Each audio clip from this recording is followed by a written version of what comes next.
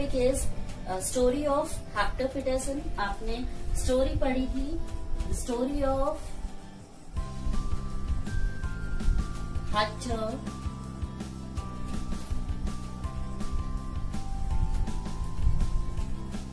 Peterson. Okay. Second topic you have learned participation.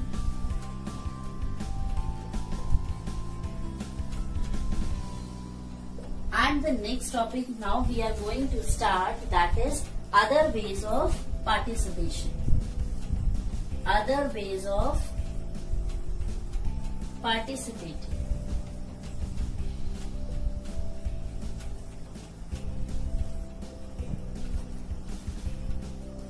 Okay, so elections are usually held once in 5 years. जैसे कि आपको पता है जो इलेक्शन होते हैं वो हर 5 साल में होते हैं. Beside voting, there are other ways of participating in the process of government. और वोटिंग के अलावा भी जो लोग हैं वो गवर्नमेंट के साथ अलग अलग तरीके से क्या होते हैं, पार्टिसिपेट करते हैं, यानी कि उनसे इंटरेक्ट करते हैं. ऐसा ही नहीं है कि मतलब means they are giving a vote every 5 years and they are interacting in that time only.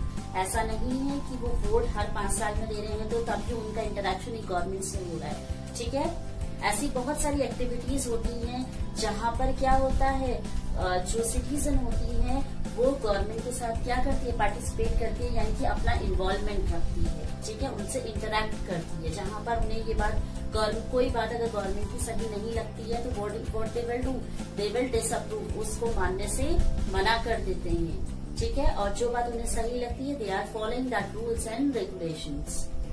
People participate by taking an interest in the working of the government. लोग जो होते हैं वो पार्टिसिपेट किसके हिसाब से करते हैं, गवर्नमेंट के इंटरेस्ट के हिसाब से. ठीक है, कि गवर्नमेंट कैसा काम कर रही है, वो हमारे इंटरेस्ट में कर रही है या नहीं, वो हमारी बात सुन रही है या नहीं. ठीक है, and by criticising it when required. और जब उन्हें लगता है कि गवर्नमेंट हमारी बात नहीं सुन रही है तो वो क्या करते हैं, गवर्नमेंट के अगेंस्ट भी जाते हैं.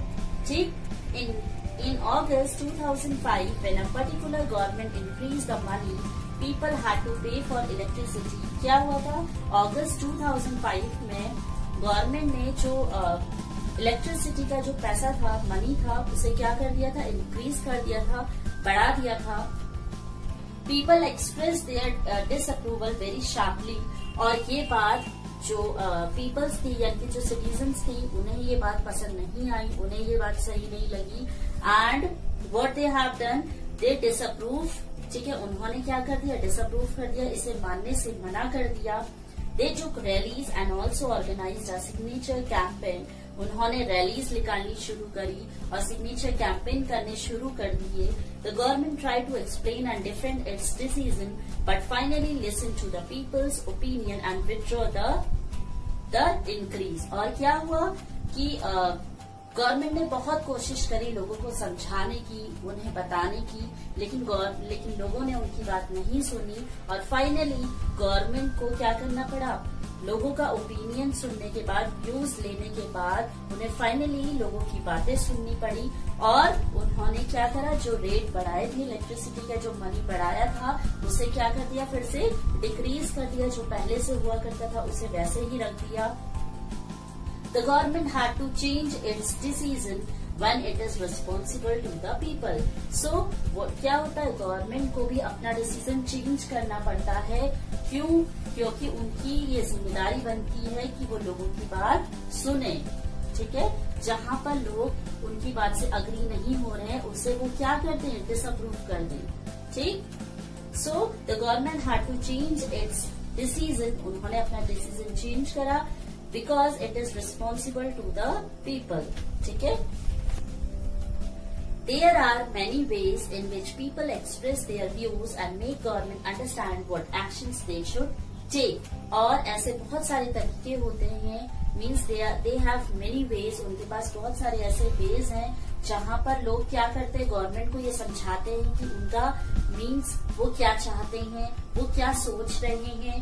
ठीक है, और अपने एक्शन से वो ये सारी चीजें उन्हें गवर्नमेंट को बताते हैं. कैसे जैसे दीज इंक्लूड्स, किन किन चीजों से पता लगता है कि गवर्नमेंट उनके हित के लिए काम नहीं कर रही है या लोग उनकी बात नहीं मानना चाहते हैं? थ्रू धरना, जैसे धरने पे बैठ जाते हैं, रैली निकालते हैं, स्ट्राइक्स या सिग्नेचर कैंपेन, और ऐसे बहुत सारे तरीके होते हैं जहां पर लोग क्या करते हैं, अपना डिसअप्रूवल गवर्नमेंट को दिखाते हैं। Through and actions, things that are unfair and unjust are also brought forward. और बहुत सारी चीजें, मतलब इन तरीकों से क्या होता है, जो भी चीजें अनफेयर होती है, जो बात उन्हें सही नहीं लगती है या अनजस्ट होती है, उनके हिसाब से वो सही नहीं होती, कि उन्हें लगता है कि गवर्नमेंट उनके भले के लिए ये चीज नहीं कर रही है, तो ये सारी ही चीजों से रैली निकाल के, स्ट्राइक, धरना, सिग्नेचर कैंपेन, इन तरीकों से वो क्या करते हैं, लोग क्या करते हैं, गवर्नमेंट को एक्शंस करते हैं, यानी कि दिखाते हैं कि means they are not agree with this rule. Newspaper, magazine and TV also play a role in discussing government issues and responsibility। और दूसरा मीडिया जो है, जिसके थ्रू ये पता लगता है कि क्या गवर्नमेंट कर रही है और क्या लोग कर रहे हैं। ठीक है, हमारे बारे में और गवर्नमेंट के बारे में हमें किससे, मीन्स आजकल क्या गवर्नमेंट कर रही है, क्या क्या इश्यूज चल रहे हैं, ये सारी चीजें हमें किस मीडिया के थ्रू पता लगती है। जैसे कि मैगजीन्स में आप देखते हैं, जैसे कि न्यूज़पेपर में आप डेली पढ़ते हैं कि क्या गवर्नमेंट कर रही है, या फिर टीवी चैनल में आपको पता लगता है।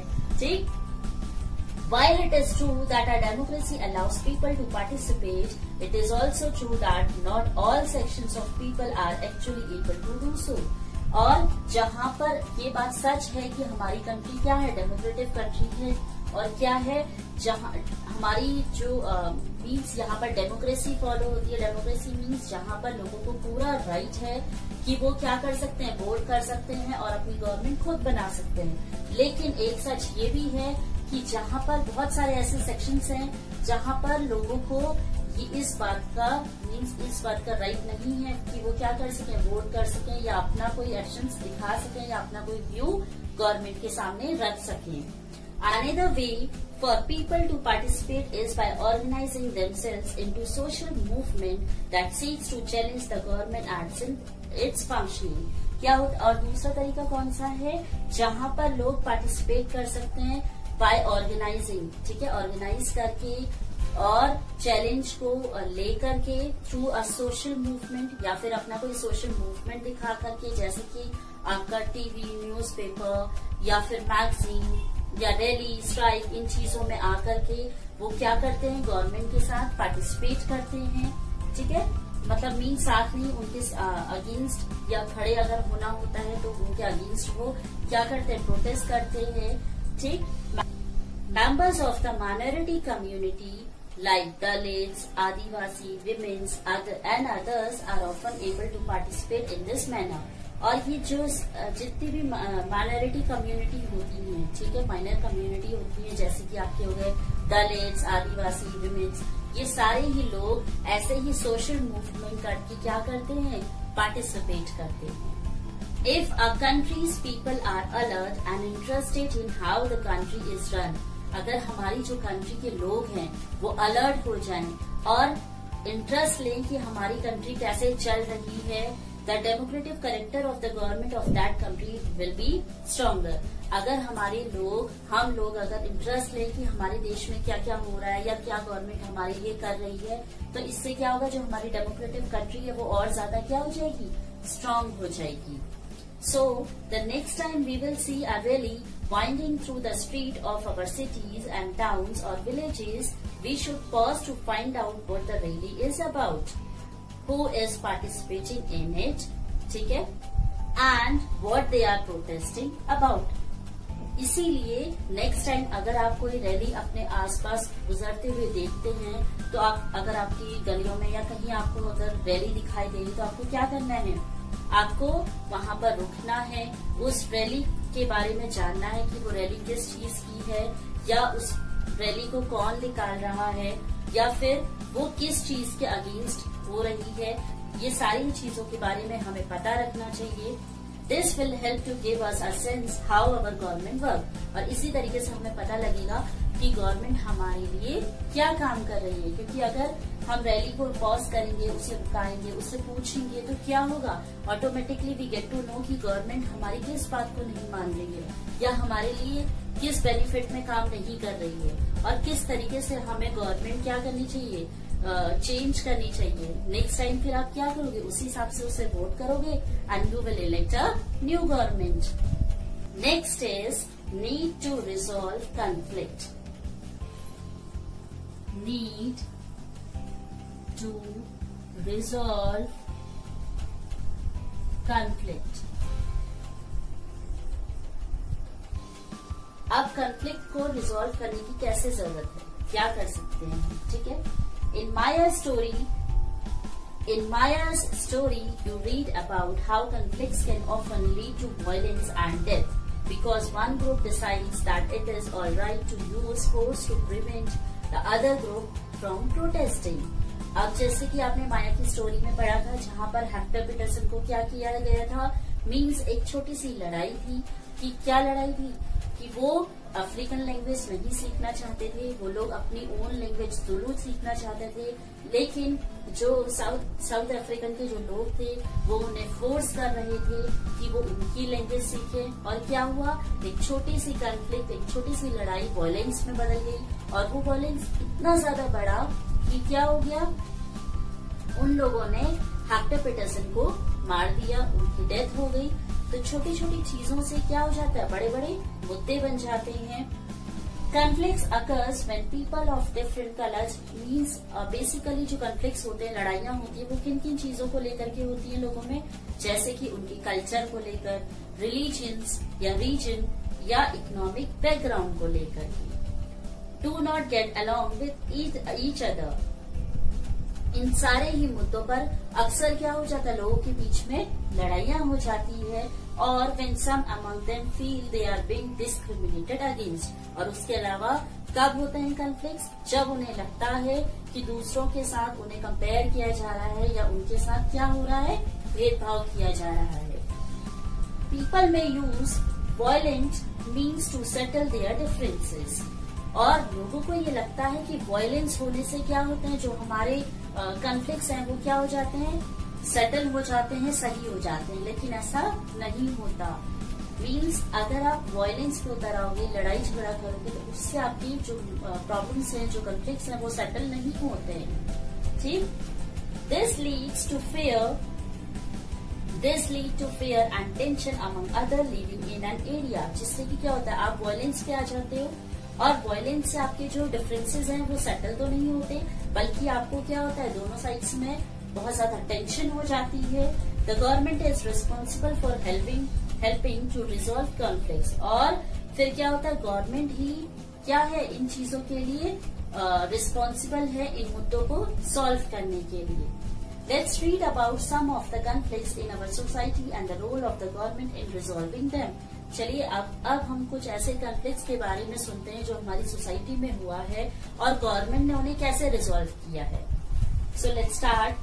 Religious procession and celebration can sometime lead to conflict. जैसे कि रिलीजियस, जैसे कि भगवानों की जो बातें हो रही होती है, रैलियां निकालना या प्रोसेशंस वगैरह जो होते हैं, या फिर कोई सेलिब्रेशन होते हैं, उन चक्करों में भी क्या होता है, उन मुद्दों में भी क्या होता है, कई बार लड़ाइयां हो जाती हैं। For an example, the route of a procession takes may lead to conflict। जैसे कि एक रोड पे क्या हुआ था, प्रोसेशन हुआ था जो लड़ाई का मुद्दा बना। The government particularly the police government ने क्या करा, particularly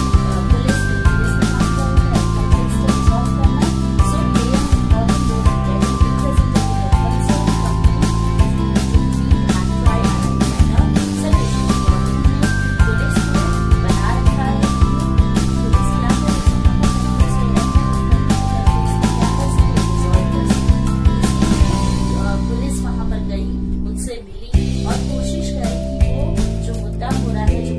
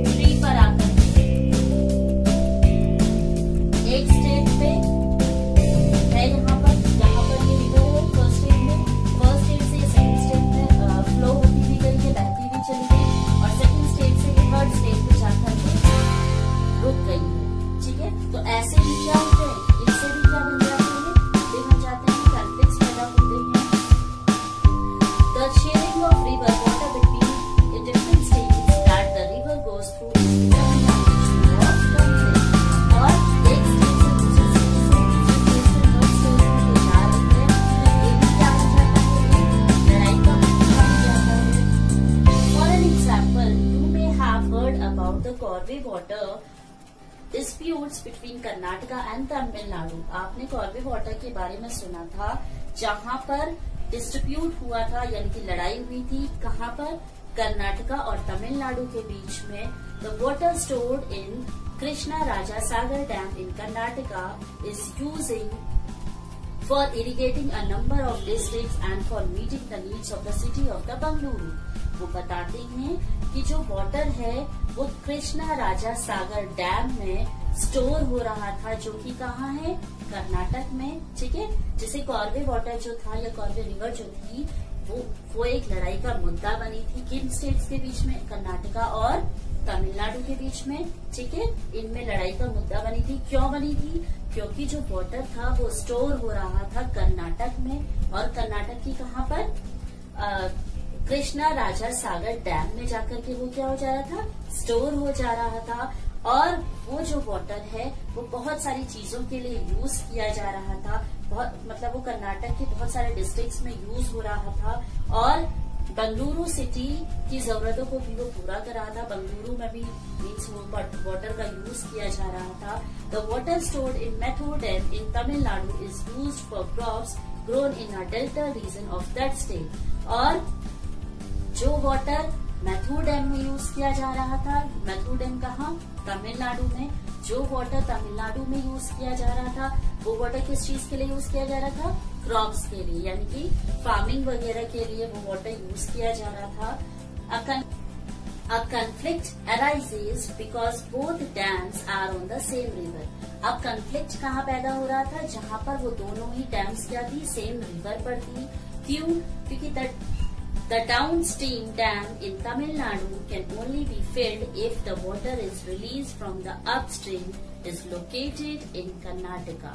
अब क्या हुआ कि तमिलनाडु की रिवर में तभी वाटर आ सकता था जब कर्नाटका की जो रिवर थी उस रिवर को क्या किया जाता? रिलीज किया जाता। अगर वहां से पानी दिया जाता तभी क्या होता? तमिलनाडु में वाटर आ पाता। And therefore both states can't get as much water as they need for people in their states। जिसकी वजह से क्या हुआ? वहाँ वाटर अच्छी तरीके से रिलीज नहीं हो पा रहा था, जिसकी वजह से वहाँ उस तमिलनाडु की रिवर में वाटर नहीं जा पा रहा था, और उनकी नीड्स जो थी वो पूरी नहीं हो पा रही थी, जिसकी वजह से क्या हो रही थी? कॉन्फ्लिक्ट्स हो रहे थे, लड़ाइयां हो रही थी, और जितना पानी उन लोगों को सफिशिएंट चाहिए था वो वाटर उन्हें नहीं मिल पा रहा था। दिस लीड टू कॉन्फ्लिक्ट, जिसकी वजह से कॉन्फ्लिक्ट्स होने लगे, लड़ाइयां होने लगी। The central government has to step in. इसीलिए जो सेंट्रल गवर्नमेंट थी, अब देखिए जैसे अगर सिर्फ एक स्टेट का मुद्दा हो रहा होता है, ठीक है, सिर्फ एक स्टेट में लड़ाई हो रही होती, मान लीजिए अगर कर्नाटका में ही लड़ाई हो रही होती या तमिलनाडु में ही लड़ाई हो रही होती, तो वहां पर स्टेट गवर्नमेंट काम करती, ठीक है। लेकिन यहाँ पर दो लोगों में लड़ाई हुई, एक स्टेट दूसरा स्टेट, दो स्टेट्स में लड़ाई हो रही है। दैट मीन्स इस मुद्दे को सिर्फ एक स्टेट नहीं देखेगी। अगर इस स्टेट की ही गवर्नमेंट अगर इस मुद्दे को देखेगी तो क्या करेगी? अपने ही स्टेट को की बात मानेगी, उनकी ही बातों को सुनेगी, दूसरे स्टेट को नहीं सुनेगी। इसीलिए ऐसे मुद्दों में कौन वर्क करता है? Central government. सेंट्रल गवर्नमेंट क्यों? क्योंकि वो दोनों ही मुद्दों को सुनेगी और दोनों के लिए ही इक्वल डिसीजन लेगी, ठीक है। And see that a fair distribution is worked out for both state. और सेंट्रल गवर्नमेंट ही क्या करेगी? दोनों के लिए ऐसा डिसीजन लेगी जो दोनों के लिए ही क्या हो? पॉसिबल हो और सही हो, ठीक है। Now next is equality and justice.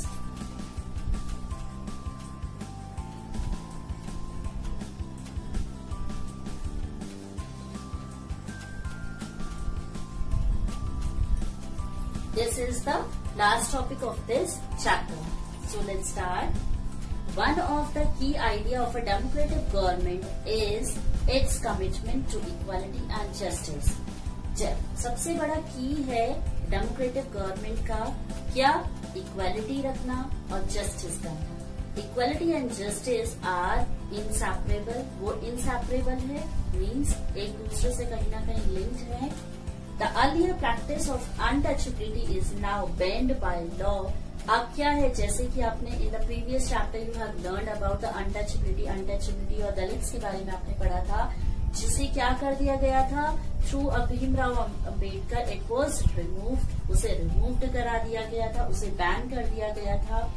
The group of people were denied education, transport और medical facility and even the chance to offer prayer. जहां पर जो दलित्स होते थे या अनटचेबल्स होते थे उन्हें इस बात की राइट नहीं थी, ठीक है, या उन्हें ये राइट नहीं दिया गया था कि वो क्या कर सके, एजुकेशन ले सके या फिर वो ट्रांसपोर्ट पे बैठ सके, ठीक है, किसी व्हीकल्स वगैरह में बैठ सके, या कोई उन्हें मेडिकल फैसिलिटी दिया जाए, या फिर यहाँ तक कि उन्हें इस बात के लिए भी अलाउ नहीं किया जाता था कि वो मंदिर में एंटर कर सकें या प्रेयर कर सकें। Dr. Bhimrao Ambedkar, who have read about earlier in this book, and many other like him, believes that such practices must not continue and that justice can only be achieved when the people treated equally. Or because of the Bhimrao Ambedkar and the other peoples, और भीमराव अम्बेडकर हो गए या उनके जैसे बहुत सारे ऐसे लोग थे जिन लोगों ने काफी लंबे समय तक स्ट्रगल किया इस चीज को हटाने के लिए, ठीक है, और इस चीज को हटाया भी गया, which you have readed in the previous chapter, ठीक है।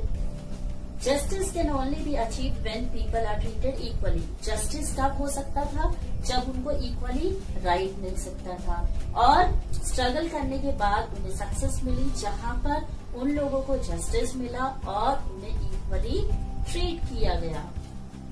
The government also recognizes this and makes special provision for groups within society that are unequal. और गवर्नमेंट ने उन चीजों को भी देखा, ठीक है, और ऐसे कुछ स्पेशल प्रोविजन बनाए गए, ठीक है, कुछ लॉज ऐसे बनाए गए जहां पर सोसाइटी को जो अनइक्वल रखा जा रहा था उसे इक्वल बनाया जा सके और हर किसी के लिए एक जैसा रूल हो, इक्वल उन्हें देखा जाए, इक्वली वो रूल्स फॉलो किए जाएं। For instance, in our society there is a general tendency to value and care for the child more than girl child. जैसे कि गवर्नमेंट ने ये भी देखा कि लोगों के अंदर क्या है, ये अनइक्वालिटी आ रही है, यानी अनइक्वालिटी मीन्स लोग अलग अलग तरीके से सोचते हैं या अलग अलग तरीके से लोगों को देखते हैं। जैसे कि फॉर एन एग्जाम्पल गवर्नमेंट ने देखा कि सोसाइटी में क्या हो रहा है, एक जनरल टेंडेंसी बनाई जा रही है कि बॉयज की ही बहुत ज्यादा केयर की जाती है और कंपैरिजन टू द गर्ल की कोई केयर नहीं होती, या उन्हें स्कूल नहीं भेजा जाता है, ठीक है, या उन्हें वो इक्वल राइट नहीं मिलता जो बॉयज को दिया जाता है। तो ये भेदभाव भी देखा गया।